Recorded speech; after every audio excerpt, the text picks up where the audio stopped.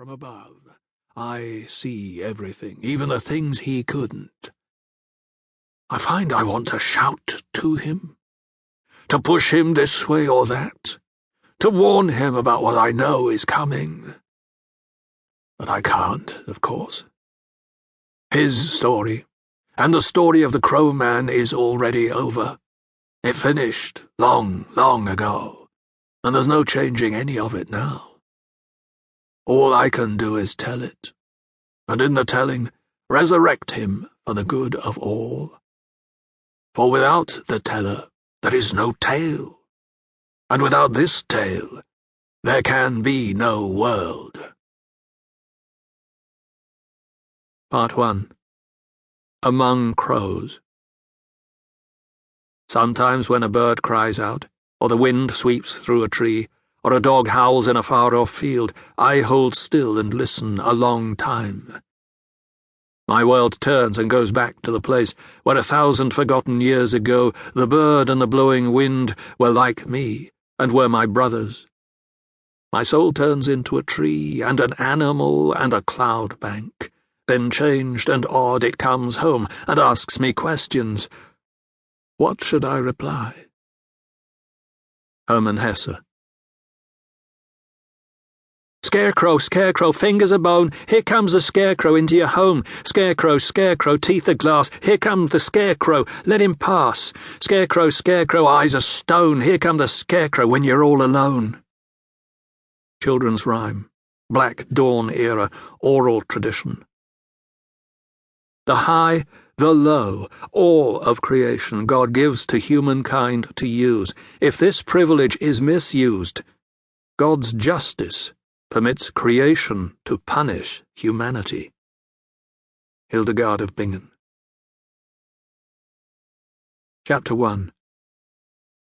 I see the boy's birth. There were signs, portents, if you will.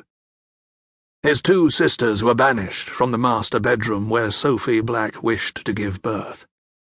It was upon the same bed where she had conceived the boy, but for this, the moment of his introduction to the world, her husband was excluded.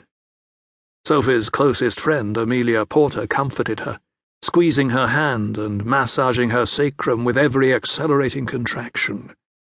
There was no sign of the midwife. Downstairs, Louis Black paced the living room, checking his watch and sipping often from his whiskey glass. He glanced at the inglenook and stooped to add a log to an already roaring fire. As he stood, he noticed the celebratory cigar poking from the breast pocket of his worn tweed jacket. He pushed the cigar out of sight. On the mantelpiece stood a collection of photos. Louis's eyes were drawn to the tiny birth portraits of his daughters. Wrinkled red faces, cocooned in white blankets and protected in the arms of their mother. A dozen times already Louis had thought of fetching the camera from his study.